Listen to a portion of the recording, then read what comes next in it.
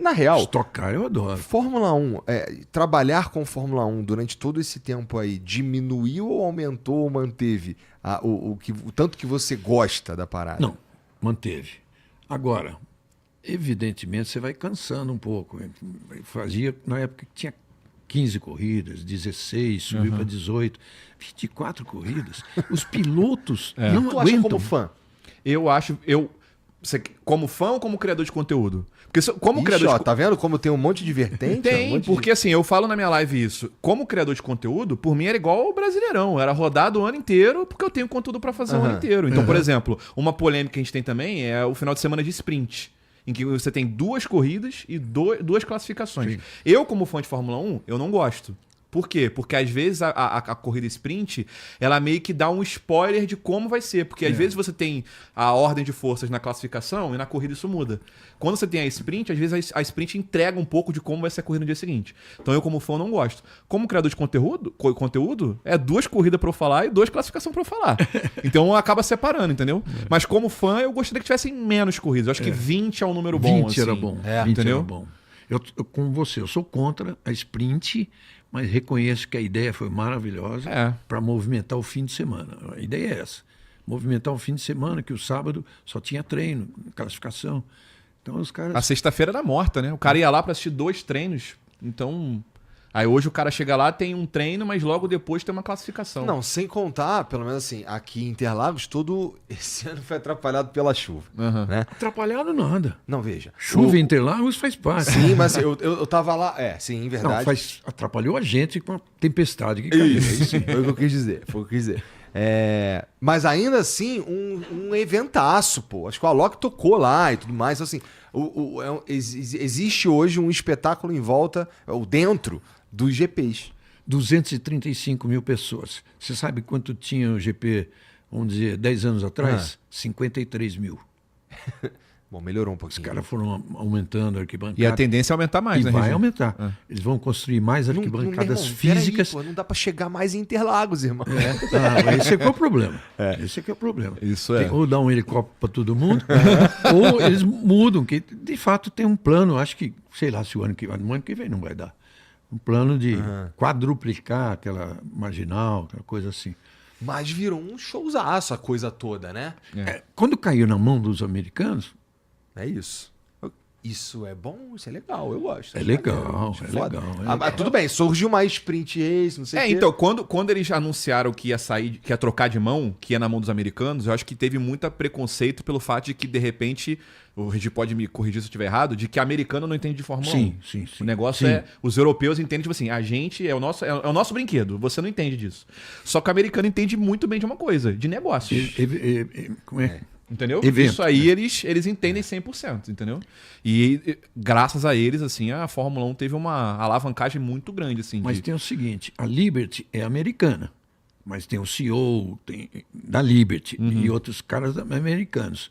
Mas a Fórmula 1, o CEO da Fórmula 1 e todo é britânico. Isso. Ele é italiano, mas tudo em Londres. Tudo em Londres. Então, é só gente que conhece do negócio. Vamos manter. Entendi, mas eu entendi também o medo de passar para os americanos, mas eles não fariam um negócio como esse se tivesse a chance de estar errado, né? Não. Estão falando de muito dinheiro. Falando... No entanto que eles estão agora, eu nem sei se já confirmou ou não, mas eles estão para pegar a MotoGP, mano. Que é uma grande categoria também fora da Fórmula 1. Querem né? pegar. A MotoGP também, com certeza, ganharia muito com isso. Né? Eles compraram do Bernie Eccleston por 8 bilhões, né? O Bernie vendeu um negócio que ele criou lá atrás, que valia, sei lá, 70 mil dólares, chegou a valer 500 mil dólares, levou a esse patamar, que inclusive ele vendeu várias vezes, recomprou, vendeu por 8 bilhões, dinheiro dele. Né? Porque aí nessa altura a Fórmula 1 já era dele. Eu ouvi dizer que no mercado hoje dela, valuation, né, é 80 bi. Nossa, velho. No entanto que assim, para você ter uma ideia, no Pacto de Concórdia, que é o acordo lá das equipes, né, de como que vai ser o negócio, eles tinham uma regra de que se alguma equipe fosse entrar, eles tinham que pagar 200 milhões para poder entrar. 200 milhões de dólares com calção. Isso. Para não vir aventureiro, que vai correr 2, 3 corridas, como já teve. Só que eles tinham feito esse pacto antes da pandemia e antes do boom que teve todo da categoria. Quando a Andretti, né, bateu na porta lá, ó, eu tenho dinheiro, eu quero entrar, os caras já falaram, irmão, acho que 200 milhões não vai ser muito bem a conversa, não. Porque eles viram como o negócio subiu de patamar, né? Tipo, a Audi que comprou a Sauber agora... Se não compra, não entra. Porque, tipo, antes o Andretti foi tentar comprar a Sauber, chegou lá com valor, eles iam aceitar e depois falaram, acho que esse valor acho que tá muito pouco. Ó, chefe, deixa pra lá, não vamos mais vender, não. E aí aumentaram o valor. A própria Alpine também, que foi vendida, também foi a mesma coisa, era um valor, depois... Basicamente, todo mundo tinha uma Estamos ideia... falando de quanto tempo... Qual a janela de tempo da primeira oferta pela Sauber pra recusa? Acho vai? que, se eu não me engano, o Andretti bateu na porta da Sauber, acho que foi em 21. Tá. Foi em 21. Então foi logo depois ali da pandemia. E a gente teve em 2021 uma temporada absurda também, que eu já vou emendar uma pergunta pro Rede daqui a pouco. Claro. E aí eu acho que depois disso, acho que todo mundo começou a olhar pro outro e falar, galera, eu acho que a nossa brincadeira lá tá valendo muito pouco. E aí eles começaram a reavaliar o quanto que as equipes de fato valem, cota de patrocínio, televisão, todo o valor do negócio subiu muito, entendeu? E tem uma coisa, né? Imagine um bolo grande dividido por 10. Dividido por 11, está todo mundo perdendo. Exatamente. Perdendo em termos. Se os caras sabem, um Andretti tem uma baita tradição, foi campeão mundial de Fórmula 1, perdendo em termos, porque um grid de 20 carros eu acho pouco. Um grid de 22, quem sabe isso, né, fortalece ainda mais a Fórmula 1. Ainda mais vindo um nome grande como é a GM, né? Então, para entrar, o Andretti para entrar, vetado. Para entrar, ele deixou de ser equipe Andretti, fechou com a GM, equipe Cadillac. E aí, sim, convenceu a FIA e a Liberty, a Fórmula 1, a poder entrar. E, como Andretti, era ele e o Michael, filho dele, era o CEO. Falaram assim, o Michael fora. Quero desconfigurar essa história de Andretti. Que o Michael ficava no paddock enchendo o saco da galera. Aceita lá, mano. Aceita lá, pô. Deixa eu entrar aí, mano. Aí a galera começou a pegar raiva dele. Pô, tá chatão, mano. E aí agora ele tentou entrar. Isso. Ele ficou meio que bem malquisto lá dentro, tá ligado? Aí a Fórmula 1 meio que falou assim, cara, Andretti eu não quero. Então ele falou, então eu tô resignando, não sou mais presidente. Tá na mão da GM agora. Aí a GM bateu na porta lá, não, a equipe é minha, deixa quieto e tal. Aí a Fórmula 1, beleza, eu aceito. Primeiro dia que foi aceito, eles pegam o Mário Andretti e colocam, ele vai ser o diretor da equipe. Diretor da equipe, mas não é... Então dizer, assim, não vai estar o nome Andretti, mas... mas não é dono, quer dizer, no fundo né? Exato. Nossa, ele queria demais estar ali, né? Ele fez tudo que dava pra estar ali. Puxa vida, e com potencial, com grana, com uma família de pilotos, né? Família grande de pilotos, sei lá, 5, 6. Todo mundo envolvido com automobilismo. Todo mundo envolvido.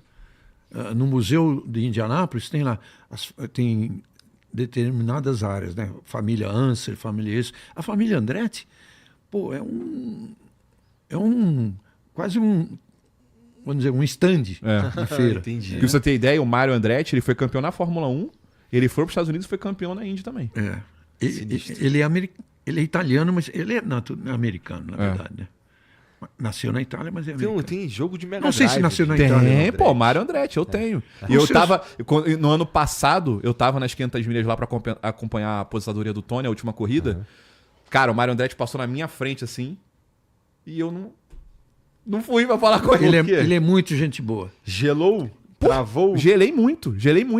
Nessa época de Band, o único grande prêmio que eu fui, porque tinha uma empresa que financiou a passagem, aí a Band aceita, mas ela me dá carro, me dá hotel, me dá diária, mas passagem é meio complicado lá, tem que ir lá para cima, o comitê para aprovar. Então eu fui para Miami. Até também porque, coincidência, como a corrida era no horário em que ela terminava a corrida e os treinos terminavam na hora do jornal da Band, eu e a Mariana entrávamos ao vivo. Aí, claro que a Band topou. Mas o Emerson é super amigo do Mário. E a gente estava num autódromo, numa mesa, a gente almoçando, eu, o Emerson e ele, e eu falei, e aí, você tem esperança? Ele falou, se Deus quiser, o ano que vem, que era 22. Adiou um pouquinho, mas vai. Mas aparentemente agora vai. Agora vai. Dos pilotos brasileiros, tu tem boa relação com todos eles, eu imagino. Todos. Cara, é um privilégio isso daí, né? Com o Emerson, o melhor de todos, porque ele é fora do normal. De simpatia, de abertura, você fala para ele, eu preciso fazer isso. Pronto, Chegou a vamos fazer. ter um nível de... chegou a ter algo parecido com um gringo também? Opa, Jack Stewart. Jack Stewart é assim, no meu coração. Uma vez num grande prêmio da Argentina que eu fui cobrir, estava no Estadão ainda, no Sheraton tinha uma piscina bacana, ficavam os pilotos lá, porque eles iam uma semana antes. Tá, de repente, fizeram uma foto, eu estou na cadeira, deitado, e o André... O Stuart. E o Stuart do meu lado. Pô, eu tenho essa foto guardada. Foda demais. O Jack Stewart, quando eu tava no paddock em 21, tava fazendo uma ação lá, e eu tava no mesmo lugar que ele, né? E eu tava lá almoçando. Cara, eu viro pra trás pra meio que devolver o prato lá, tá ele sentadão aqui, ó, num sofazão lá, e vendo lá a Porsche Cup. E eu olhei e falei, é o Jack Stewart, mano. E aí eu tava querendo abordar ele, só que ele tava levantando, assim, ele já é bem velhinho, né? E ele tava saindo do stand e eu tava tipo assim, ó. E agora, vou, não vou, vou, não vou. E aí eu cheguei numa moça que tava lá acompanhando ele, brasileira, eu falei assim, eu consigo falar com ele? Não, pode ir, ele é tranquilo. Aí eu fui lá, pedi uma foto e, mano, foi super simpático e tal. Tirei a foto com ele. Tu teve coragem. Pô, tava tão perto que vai ter que ser agora. Foi assim que, por alguma coincidência, eu sou roqueiro, né? Então eu encontrei Nick Mason, encontrei Eric Clapton, sempre tirando fotografias com ele. E a vivência com George Harrison está aqui no livro, que foi extensa, né?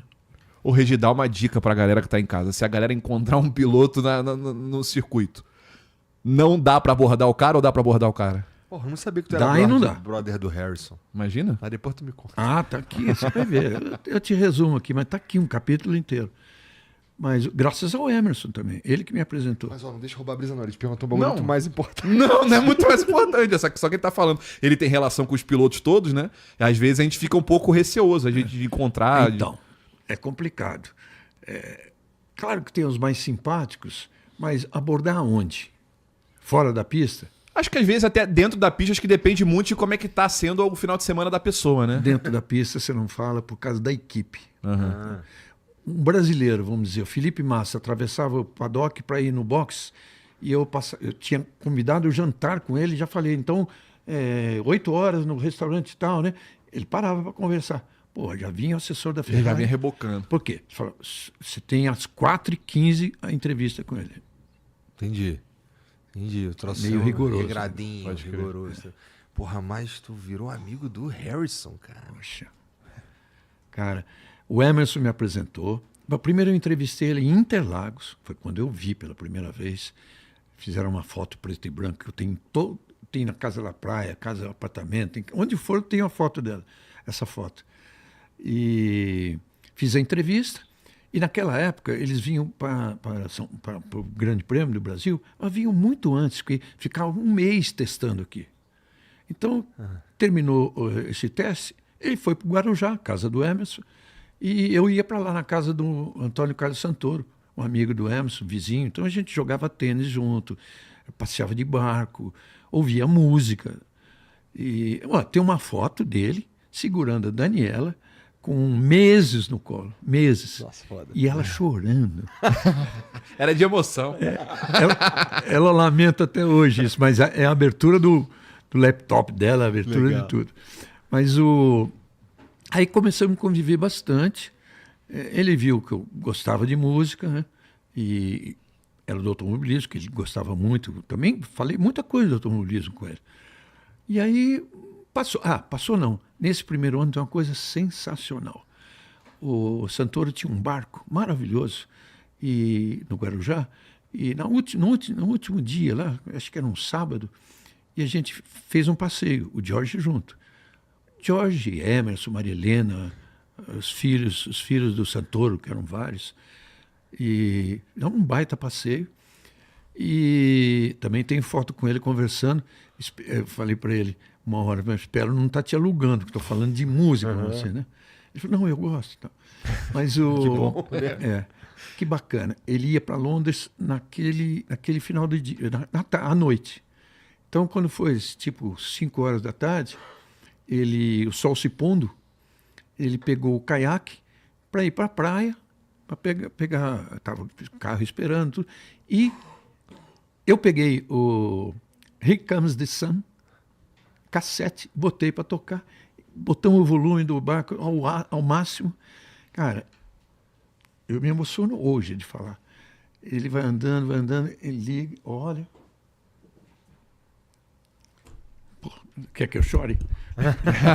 Não, Maravilhoso. E depois encontrei com ele várias vezes. Inclusive depois que estava doente também, tem fotos com ele. Tá? Ele era fã, o Damon Hill é um belo guitarrista. Ah, é? Então ele foi a Adelaide. O quê? O Damon Hill é um belo Damon guitarrista. Hill que eu encontrei no paddock também não tive coragem de abordar. Pode abordar.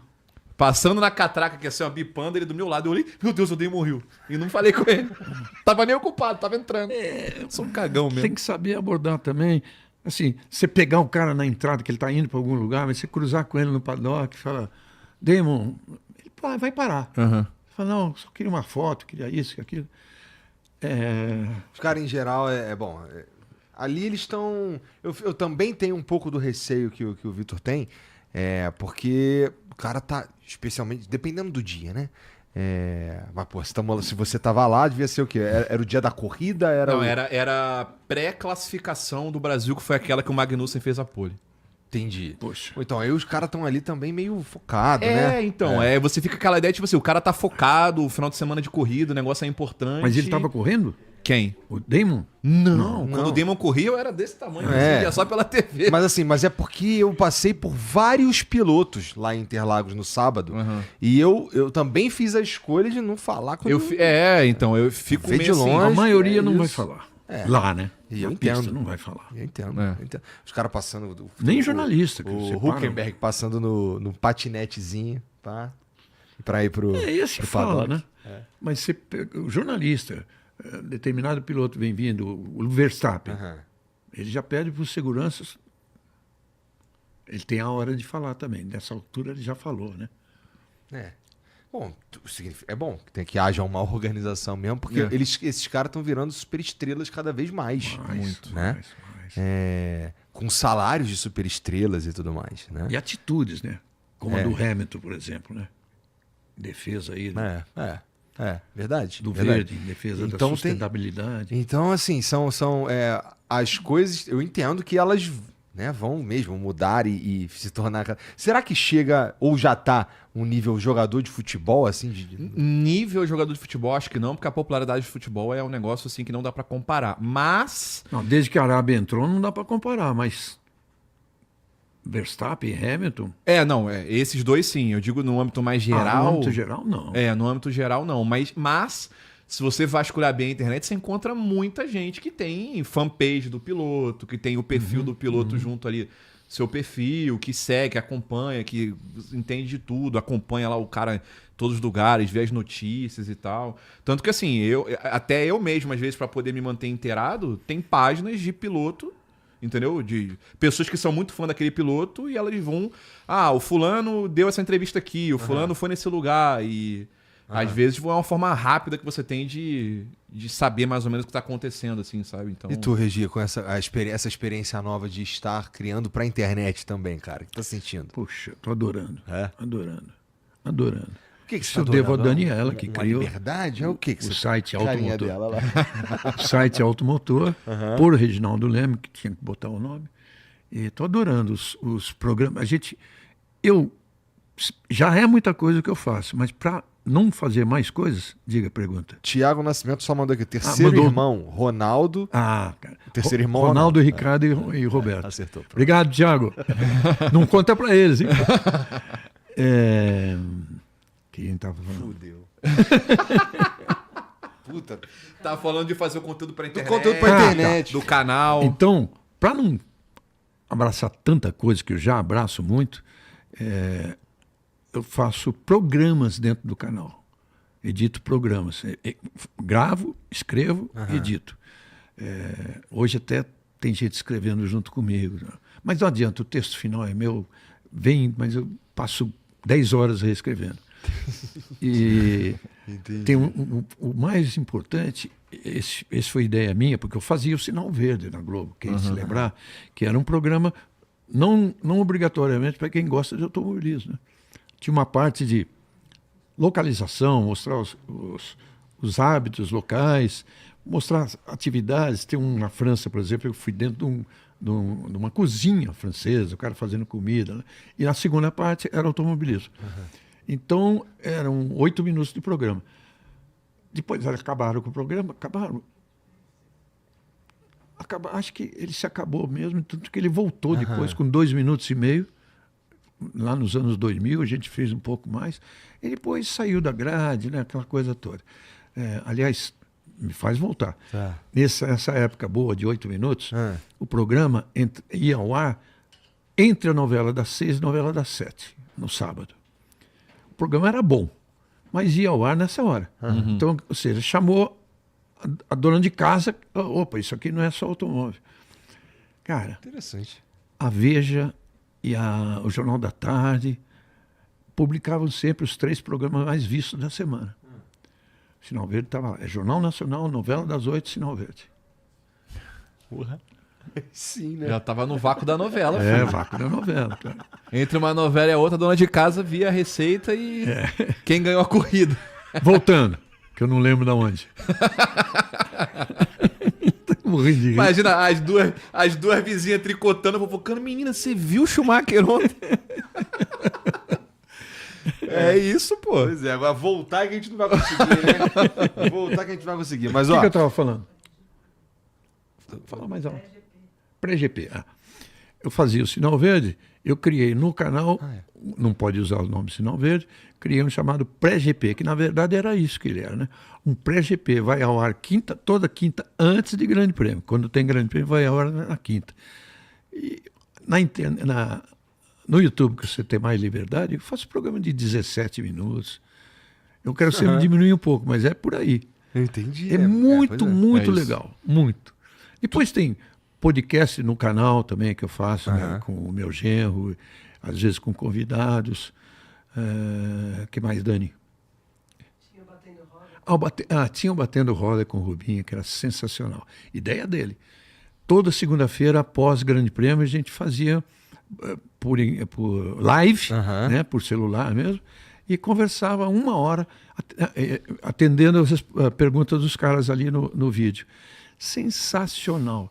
Mas Parece gostoso. acontece o seguinte, eu parei. E quando eu falei para o Rubinho, tá puxado para mim, ele falou, para mim também. Porque ele tem um monte de compromisso, eu um monte de compromisso. 6 horas da tarde de segunda-feira. Ao vivo. Ao vivo. É. Onde você estivesse, você tinha que estar em casa 5 horas. Eu entendo. Cara, aquilo me tomava um tempo danado. Bom, também a gente fez aqui, como eu te falei, aí, alguns programas sobre automobilismo com o Rubinho e era muito difícil mesmo. É muito difícil bater a agenda desses caras, né? Os caras têm um monte de coisa pra fazer. Só para terminar, Vai. eu tenho também um programa de Fórmula 1, que é patrocinado pelo BRB e pela Claro, e tem um programa de Stock Car patrocinado pela ArcelorMittal, que é o aço, né? Aliás, é o aço do novo carro. O carro que vai mudar tudo em 25, né? Sim, vai estocar.